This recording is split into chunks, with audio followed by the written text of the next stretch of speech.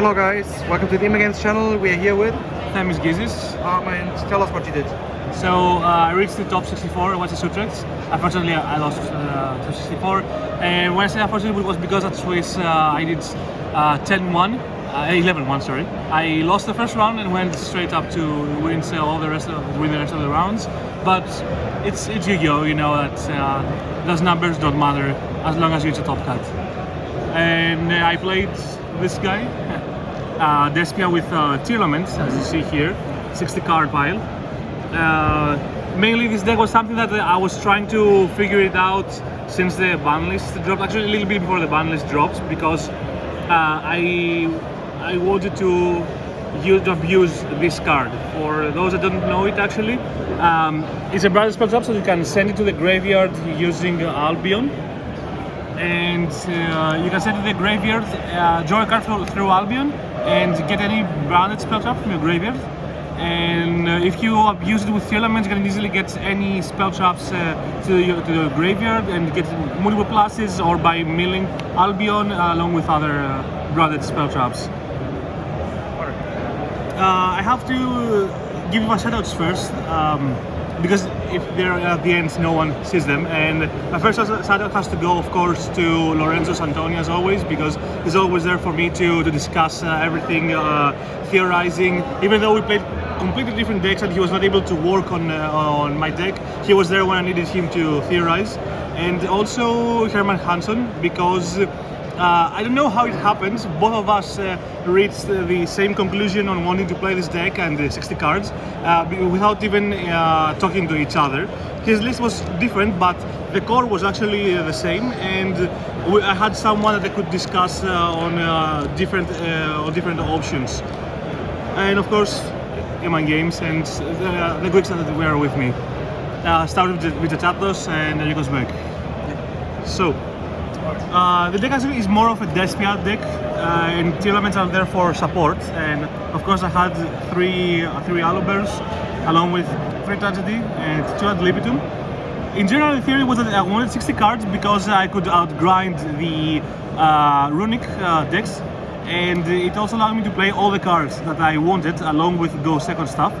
And you see that I choose Libitum not only because it's 60 cards and one is not enough, also because of the grind game is important, and milling any of the Despia also with Tearlament matters a lot. It helps you on using your resources. Aluber in the graveyard is actually a huge threat in the game. This of course pluses and grind game.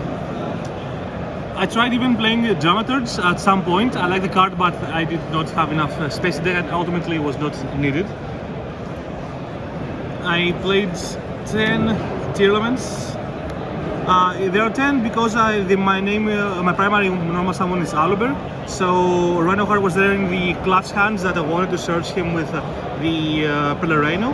And there were also sometimes when I wanted to push for when I'm going second, I wanted to push with Gkyzis, so it was a great thing to search. But most of the times, especially when going first, the plan was to go for Gkyzis, grab Merly, and then through milling 8 cards, it would be very easy to hit any of my Despia monsters, especially Tragedy, and also Albion, along with any spell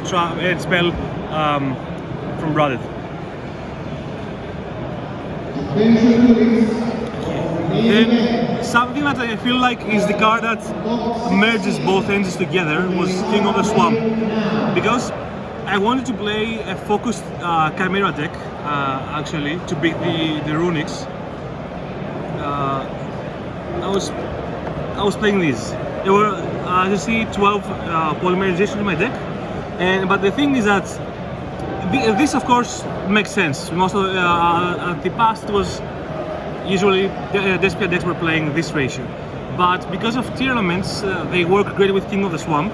And because it's 60 cards, sorry, it made sense to play more of this. And I always wanted to see this in my hand, because when going to play around hand traps or to have my boards at the end, it was very crucial to have this, or because my opponents did not know what I was playing, how I was playing it. Usually my first play was to use Gkyzis, and they would impermanence Gkyzis, and then I could use my polymerization and go for either Masquerade or use King or Albaz to go for Mirror Jet and then mill 5, which was actually great every time I did so.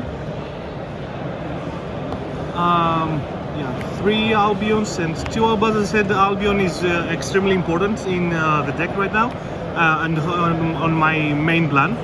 I'm happy with this ratio. I wouldn't go any lower than that, nor higher to Albaz without desires. And that's it for my monsters. My spells were 3 Reno, and my only limited card was Terraforming, so 4 of these. And then for the brand stuff, and 2 lost. So, nothing to say about this. Most blood card in the game right now.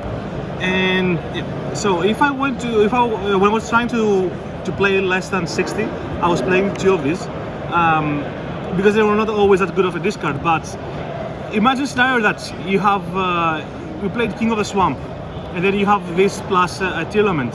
Immediately you can go nuts. You can take your Aluber to hand and then fuse with the Tearlament and the King of the Swamp, or you can go for Gkyzis and push your opponent and they don't know where to hand trap you or what's the best option. Like if they keep their impermanence and don't use it here and keep it for Aluber, you can grab Merely, then mill 8 cards and find more ways to play. And 3 reds were not only for Chimera and because it's 60 cards, also because of 3 Albions it was way easier to make this live. And the last card, this was the addition that I made thanks to Herman. The loss that their win condition against Tearlaments. In general, Tearlament is a very easy matchup, but also it matters a lot against Runic that at the moment that you open this, they have to immediately shotgun it with their spell trap distraction. Otherwise, if this stays on board, they cannot interact with you at all. Yeah. Then of course the pole stuff I showed earlier, and then for Ghost Seconds I played this ratio.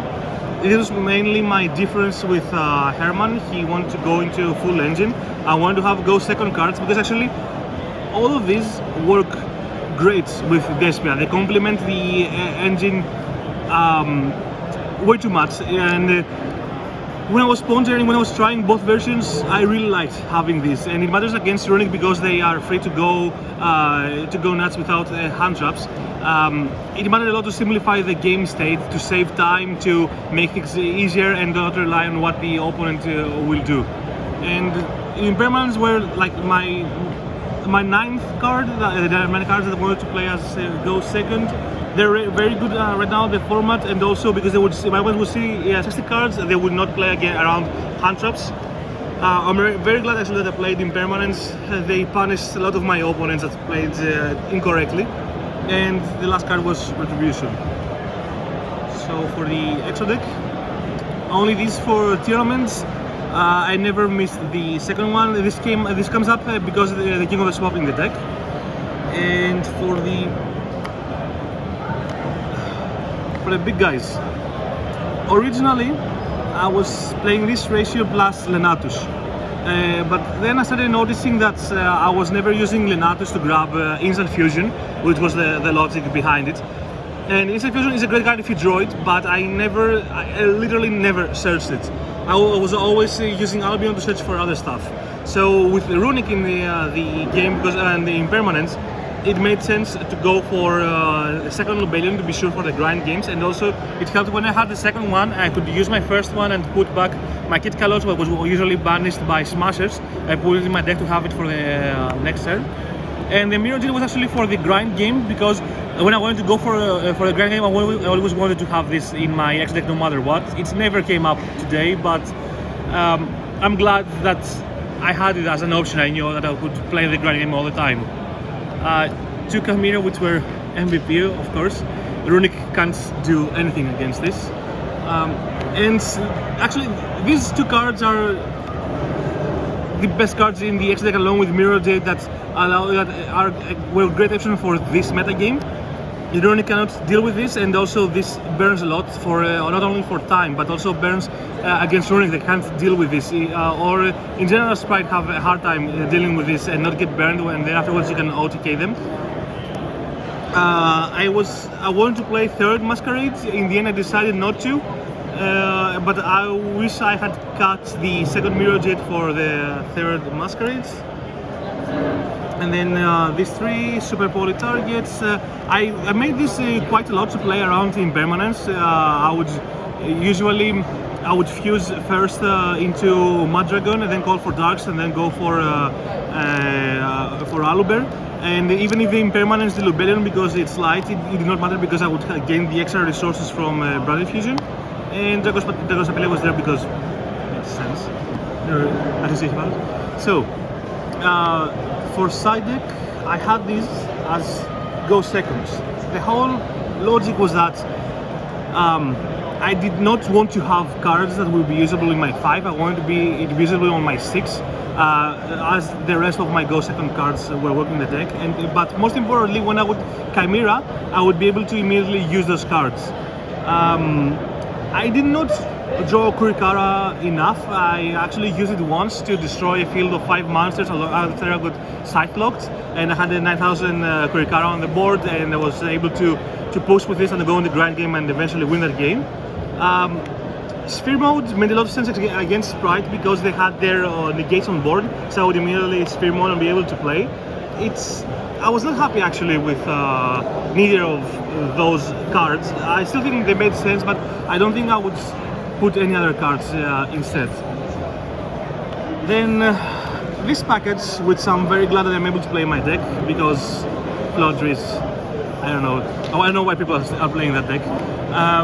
And obviously, like if I was going first or second, they would be usable against birds, and because of Brother Fusion, and also they will fight against the Tri-Brigade Sprite Math Mech. And also when I would go against the pure Tearlament with hand traps, I would side those in, because they may, if they don't have Pelerino, they cannot play against them. But even with Pelerino, it limits them a lot on what to do. 3 Cosmics because of Runic in general, and 2 Galaxy because I was playing the YCS, so I was afraid of rock decks, of Floodgate decks actually.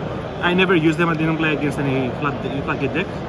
And this awesome card that is a win condition against Tearlament. They simply cannot do anything. You banish their board and bring Dragosapele or another Despia, because also Despia, the pure Despia, it was a deck that was more people were playing because of the teens, but it also was a good option for this meta game, so it mattered I had this. I think I played against only one pure Despia, and I played against another Tearlament Despia. I was very happy on playing Banishment, and only the Galaxy Cyclones, I think I would at the end change them, but I'm not sure for what other options I'll do. Yeah, that's mostly it for my list. I think that unfortunately this meta game is irrelevant anymore with Dragon Blast and then with the Sisu stuff coming up. But I think that Despia are a great engine that we could continue to be played along with the Bistet cards or Biseller are their name now. And I'm looking forward to start seeing what more I can do with the new sets. All right. Then thank you a lot for the profile. Make sure to follow us on Instagram, eBay, Card Market, YouTube, Facebook. Yeah, congrats for the top card. Congrats for the top 64. And see you next time.